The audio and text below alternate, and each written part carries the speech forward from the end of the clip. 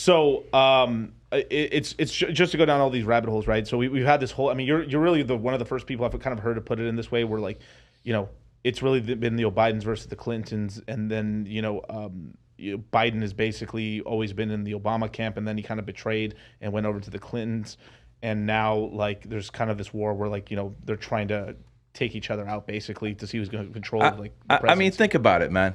Think about some people you put on in life. Yeah. And then they betray you. And everyone's gone through it. Everyone's gone through it at some level. At some level, everyone listening has been through some betrayal.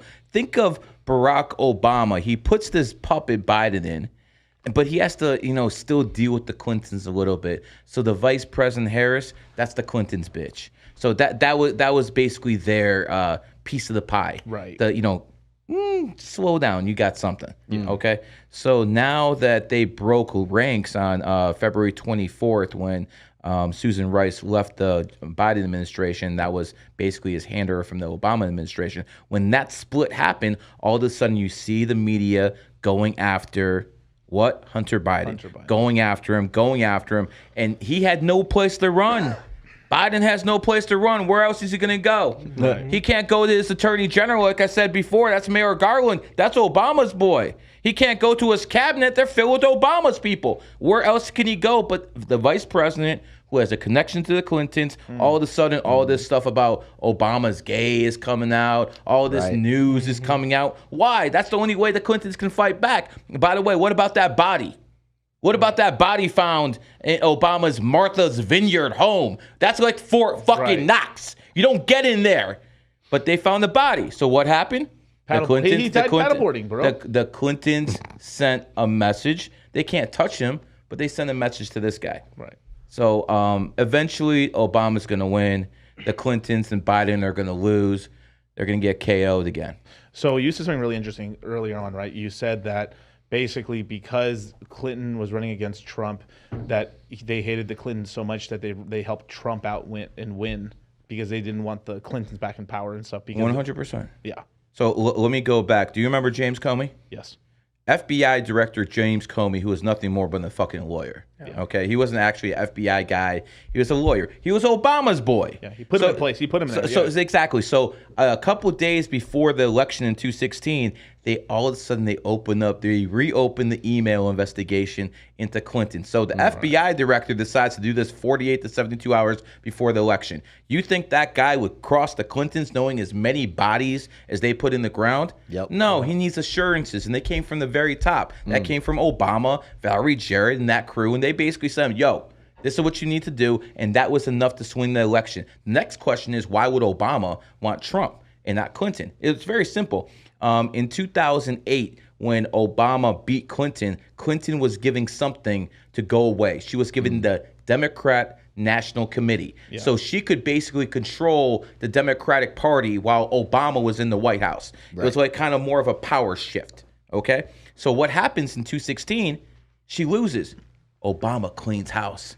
Now that's his DNC. Right. So he cleaned house, and that was more important to him than actually getting Hillary Clinton in the White House. Think about it. If she goes in the White House, bye Obama. All his legacy, everything she does, she's taking him out. Right. She's a vindictive bitch. We already know that. We don't need to know her to know what she is. I mean, she's an evil. And again, no matter what I say about Obama, thank God he took the Clintons out because they were way worse. They were the worst evil. Yes. No, there's always a lesser evil. In this case, it was Barack Obama. Not saying he's anywhere next to a saint. Is it so? In your opinion, right? Is it better to just? I mean, it's better to go with the devil you know than the devil you don't. Usually, I mean, right now the devil you know is the United States of America. The devil you don't is the CCP. Guess what? I'm going to deal with the United States of America. Yeah, I believe we have more capitalism, more freedom in the United States of America than China. And by the way, if you're a freaking minority, that's your phone. What the hell? Why did it go? I have no idea. So that just to echo my point. See, that's how the Matrix works. Echo the point. Right. That's how you save it, folks. Anyways, when you go down the rabbit's list, you have to understand there's always a lesser evil. You can't be idealist here. Yeah. Okay? Donald Trump, I don't care what you think about him, he was the lesser evil.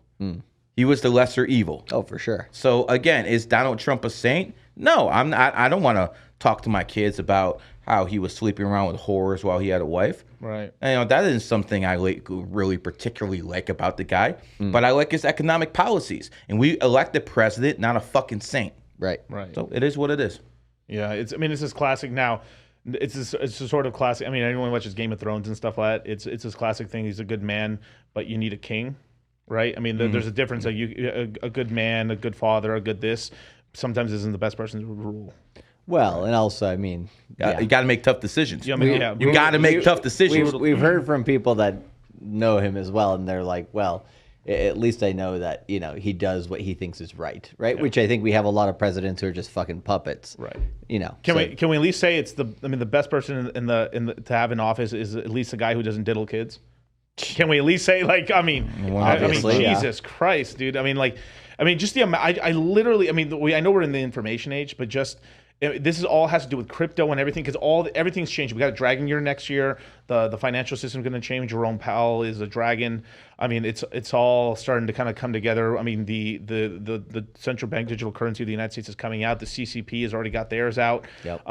It's not lost to me. Chainlink calling their protocol CCIP. Yeah.